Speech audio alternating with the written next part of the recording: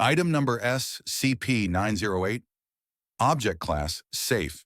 Special Containment Procedures.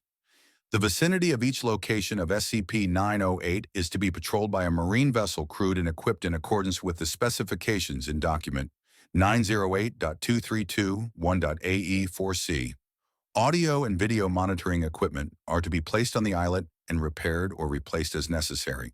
Description: SCP-908 is a partially submerged rocky islet. The exposed rock above the waterline measures approximately 30 meters in length and 25 meters in width, and rises to a height of approximately 22 meters above the waterline. The rock is composed of granite. The vertical rock face contains carved inscriptions in the Old Ge'ez script, which are too eroded to be read clearly, but appear to indicate that the rock was visited by Ethiopians in the 4th or 5th century BCE.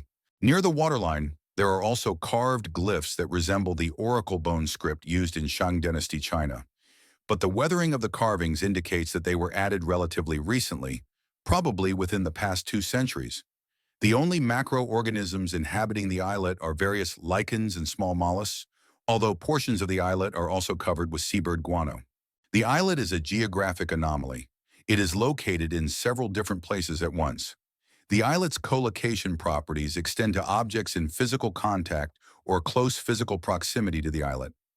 Investigations have shown that at present, the islet is concurrently located at the following terrestrial locations: 46.49 redacted, S51.63 redacted, E, Southwestern Indian Ocean, 12.01, redacted, and 37.18E, redacted, Lake Tana, Ethiopia, 59.54, redacted in 68.40, redacted west, Ungava Bay, northern Quebec, 48.21, redacted north, 144.97, redacted east, Sea of Okhotsk near Sakhalin Island, 60.98, redacted north, 20.17, redacted east, Gulf of Bothnia, approximately 30 kilometers west of mainland Finland, 47.03, redacted north, 90.51, redacted west, Lake Superior, approximately 100 kilometers northeast of Duluth, Minnesota.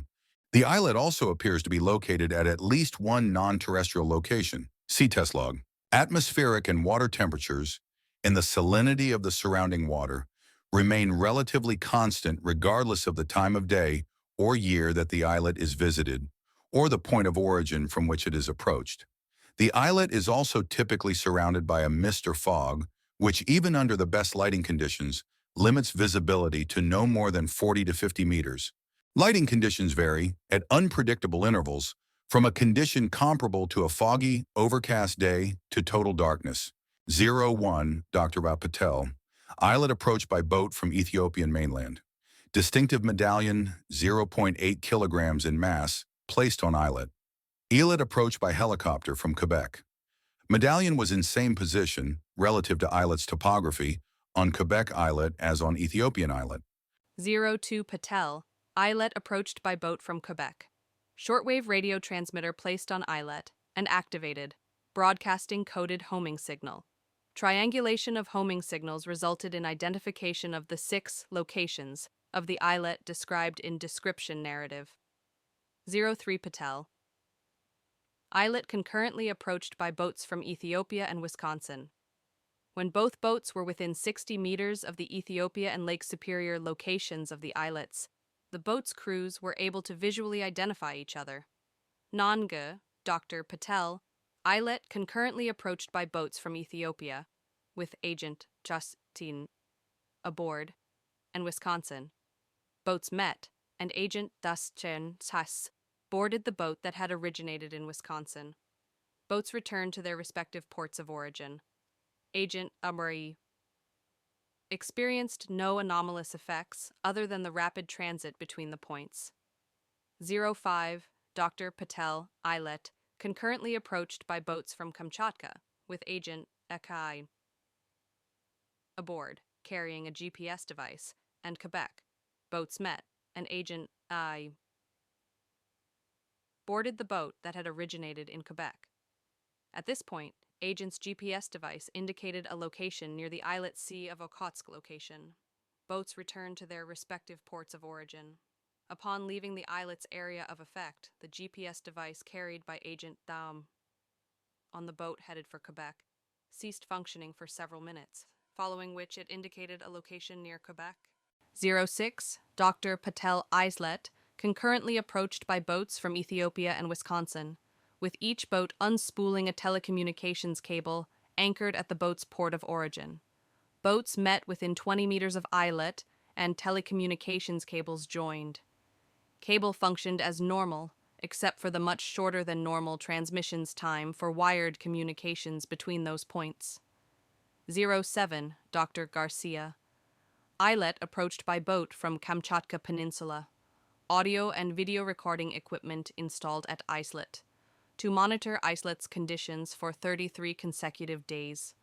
No remarkable activity except for occasional visits by birds of diverse origins. Itu, Dr. Garcia. Islet approached by boat from Quebec, South Africa, and Ethiopia. Dye released in surrounding water and colored smoke released into atmosphere. Observation of dye and smoke indicates that the collocation phenomenon appears to be limited to an irregularly shaped volume, approximately 80 meters in radius, roughly centered on the rock. Wanbada, Dr. Patel Islet, approached by boat from South Africa. Audio and video recording equipment installed at Islet. On day 29 after installation of equipment, unknown individuals, presumably human, remove equipment. Agent 777 approaches Islet by helicopter from South Africa to investigate and finds that in place of the equipment, the individuals have left baskets containing fruits, jade trinkets, and a handwritten note containing undecipherable lettering resembling letters in the Armenian alphabet but not corresponding to any known words. Pattu, Dr. Garcia. Islet, approached by boat from South Africa.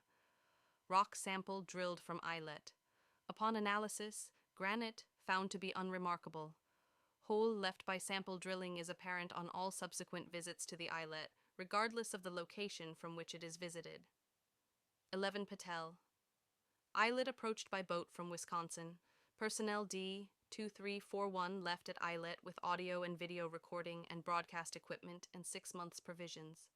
31 days after experiment commences, signal from Islet is cut and AV broadcast equipment is damaged. Agent 777 approaches Islet by boat from Wisconsin to investigate, recovers damaged equipment, and reports that personnel D-2341 is missing. Scraps of D-2341's uniform remain, with residue of D-2341's blood and blood-like substance not corresponding to any known organism. 12 Patel. Islet approached by boat from Wisconsin. Boat remains on site for 118 days. No remarkable activity, except that on day 91, a canoe-like vessel, approximately 4 meters in length and crewed by 3 or 4 individuals, presumably human, with East Asian facial features and clad in animal skins, briefly approached the boat, shouted something unintelligible, and hurriedly paddled away.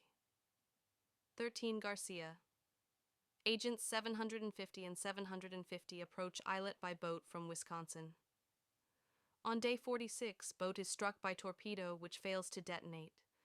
Torpedo resembles Kriegsmarine design but incorporates modern guidance and drive systems. Point 114, Dr. Garcia. Agents and approach Islet by boat from Wisconsin. On day 77, boat is attacked and destroyed by large aquatic creature of unknown origin,